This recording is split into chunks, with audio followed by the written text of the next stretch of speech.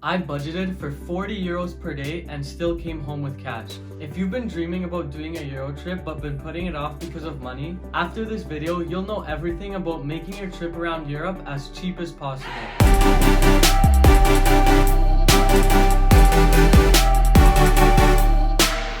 Your expenses will be broken down into 5 different categories. These are flights, accommodations, transportation, food, and all other expenses. I'm gonna tell you everything I learned after traveling around Europe to significantly cut down the cost in each of these categories. So let's just jump straight into it with flights.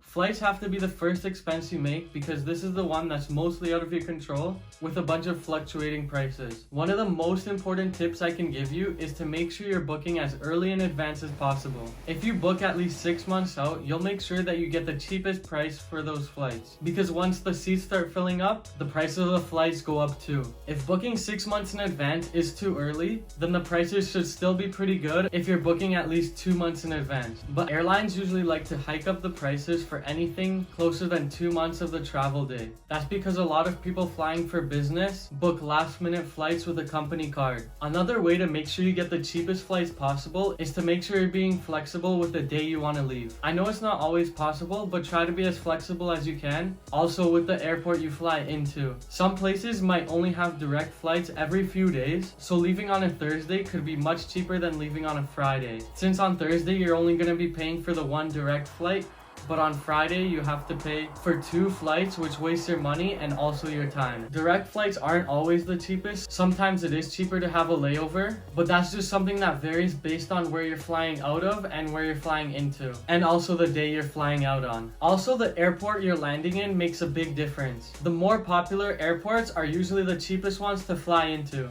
And that's also true if you're planning on flying within Europe, since all the more popular connections will usually have the cheaper flights. But we'll bring that up more in the transportation section. Airports in cities like London, Paris, Amsterdam, Barcelona, Rome, sometimes Istanbul too, are usually the cheapest places to fly into. So keep that in mind when booking your trip. Make sure you're not set on one location you want to fly into, because that could make it a lot more expensive. Let's say you really want to fly into Paris, but London is like $300 cheaper.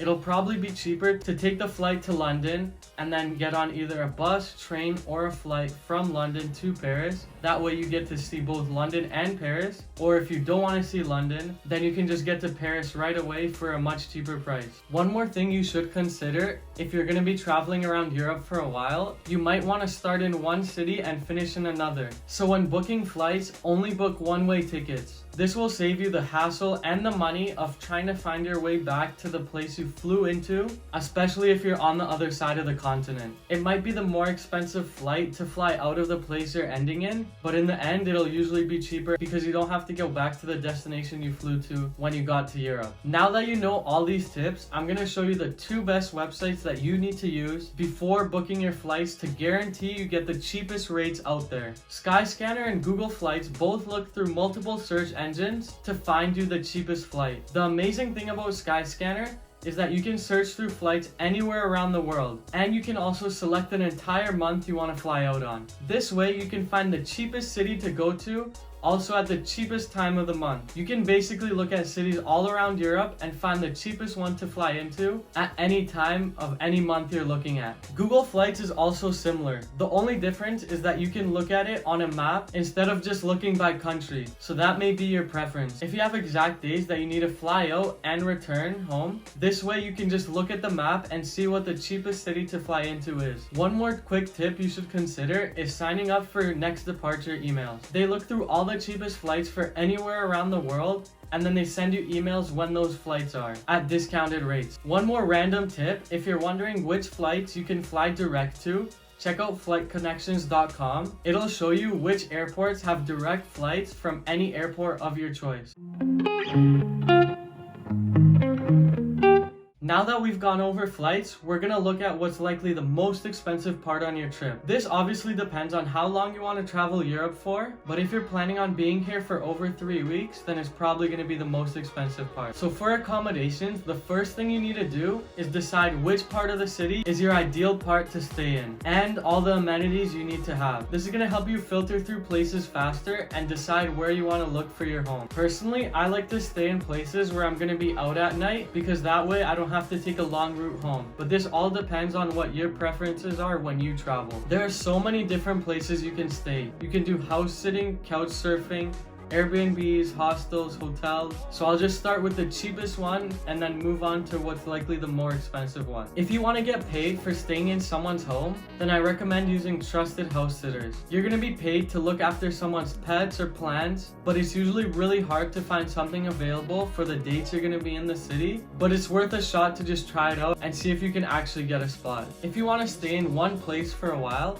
I would try applying at a hostel. That way you get to stay there for free and explore the city when you're not working. Another thing you can do is try Workaway, which shows jobs you can do in certain cities, and you'll also get to stay there for free. Couchsurfing lets you stay on someone's couch for free, but you do need to pay to use the actual website. This one's kind of self-explanatory. You basically just sleep on someone's couch for free. The next three are the most common, and these are hostels, Airbnbs, and hotels. Hostels are usually the cheapest, especially if you're booking a room that sleeps over 8 people, but they're also a big hit or miss. On our first night in London, we got there at night and just went into our 8-person room and crashed. Nobody was there the whole night until about 4 a.m. when a bunch of Irish guys just come in and start yelling the entire time. They were there just getting all their stuff ready, and they finally left at around 7:59.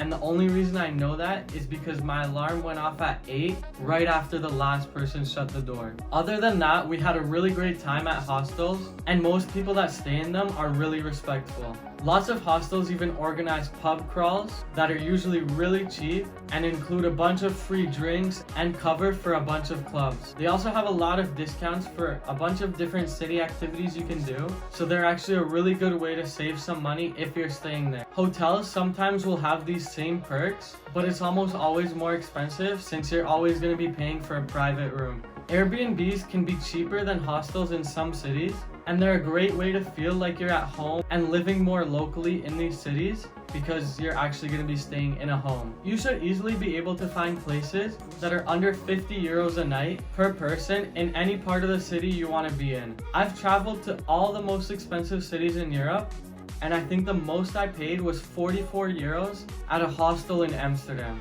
If you're going alone, then you might have to spend more, but it's usually much cheaper to stay in hostels when you are alone. Transportation is going to be the next biggest expense, and this one's going to be broken down into 2 different categories.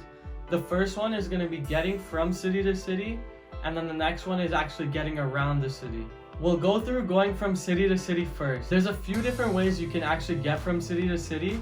The cheapest will be hitchhiking. I've never actually done this, but if you want to try it, then feel free. The other ways are going to be by plane, train, bus, or car. Buses are generally the cheapest, but they're also going to be the ones that take the longest, and they're probably going to require a lot more connecting routes to get to your destination. Flights can also be found for cheap, but this one is the one that varies the most based on the destinations, and it's not going to be the cheapest one each time. It's worth checking out though, because sometimes you can find flights for under like 10 euros. Trains are probably the most convenient way out of the 3, since they're usually the fastest and there's a train station in each city center. Trains can sometimes get really expensive though, so if you're going to be traveling for a long time, I probably recommend getting a Eurail pass or Interrail pass. There's so many different passes you can get based on the type of trip you want to do, and you'll also need to check how much each ticket is without the pass so you can compare it to the price with the pass. Even with the pass, some trains are going to require you to make a paid reservation,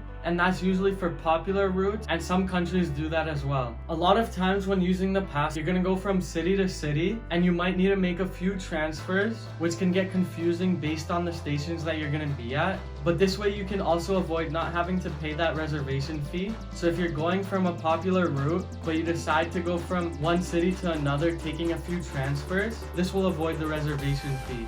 If that sounds like a lot, I have an entire video breaking down everything you need to know about using the URL pass. That's going to be linked below. One option that I love was using overnight trains. This way you get transportation and accommodation out of the way with just one cost. And if you're using the URL pass, the reservation for the train will probably be under 10 euros. So it is really cheap that way. It's also really great for just saving time when you're going long distances, since you're going to be sleeping anyway. And now this way you can just sleep and wake up in a different country. The most expensive way to travel around Europe is going to be renting a car. And car rentals have gotten really expensive in Europe within the last few years. It can be good sometimes for a day trip to get a car, since there's a lot of cities in Europe that don't have the best transit network, and it'll be much easier to get there by car, but I definitely don't recommend using it in the long term if you're looking for the cheapest option. Now for actually getting around the city you're in, most people don't realize how small the parts of the city they want to see actually are.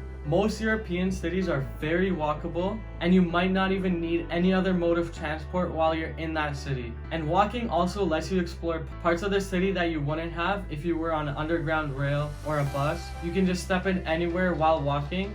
And the best part about walking is it's also free. Biking is also a great way to get around most cities here, and usually each city has their own set of city bikes that you can use that are almost always under 5 euros per day. You'll probably need to dock them every 30 minutes and get a new one. And I know that sounds annoying, but it's actually not as annoying as it seems, since there's docking stations everywhere. Subway systems in Europe's bigger cities are really advanced and can take you anywhere. And other than London, single fares usually cost under 2 euros anyways. Cities without subway systems usually have buses that go all around the city, and those fares are usually really cheap too. You shouldn't have to take Uber or taxi anywhere when you're here, unless you're worried about your safety or no transit is running and you're really far from where you are. Food is where the budget can start adding up. When I travel, I love trying local food. And if you check out my vlogs, you'll see the best places to find cheap local food in each city. The best way to save money on food is to buy local ingredients from grocery stores and then cook a meal yourself. I know, what a shocker. But if you have a kitchen and you're down to cook, then this is going to be the cheapest, and it could also be really fun because you'll be able to make food for multiple meals. Another way that's also cheap is by getting ready meals at grocery stores. Almost every grocery store is going to have some ready food that you can just buy and eat on the go. It's always great for traveling on a budget, and you can also find some local pastries here and lots of great food. And also there's pretty much orange juice in all these grocery stores. That's a must try. Another great way to have local food is by eating street food. These are usually really cheap as well, and they're always really good, and each city has a bunch of really cheap street food that's always delicious.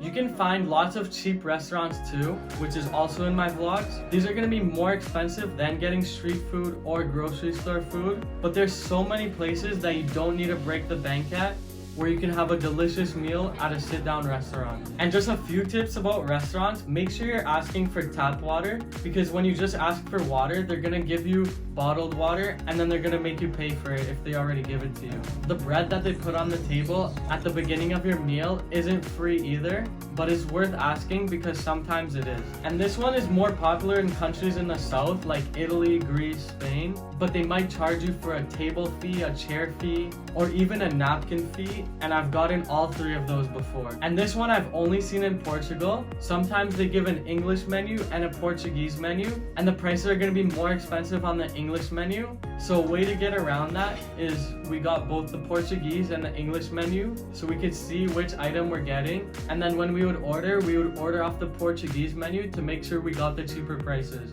Another little tip is the restaurants that have someone standing on the outside or promote that they have an English menu or are in the touristy areas are usually not the best ones and are usually the most expensive ones. These are just tourist traps that want to take your money for not great quality food. It's best to look for hole in the walls outside of touristy areas because these always give the best meals.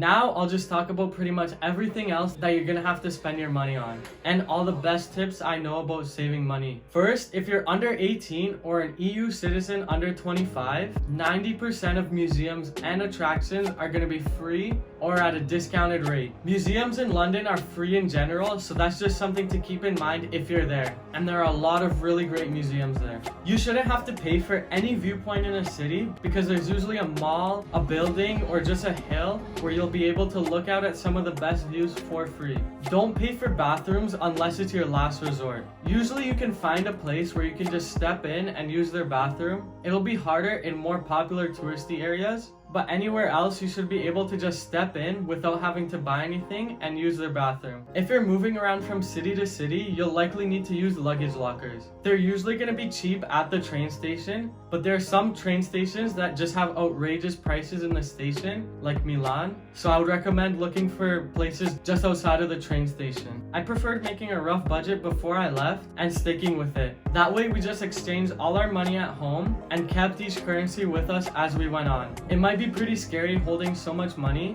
but if you have a good spot where you know it's not going to get stolen, then you're going to be fine. Also, something to keep in mind is not all places will accept cash, so I recommend using an app called Wise and exchanging your money on there since there's no fees on the exchange rate. It's just good to have both options available because sometimes places don't accept cash and sometimes places don't accept card. And make sure to have some emergency money with you just in case anything happens. Thanks for watching. Please like and subscribe because it really helps me out, and I'll see you again in the next one.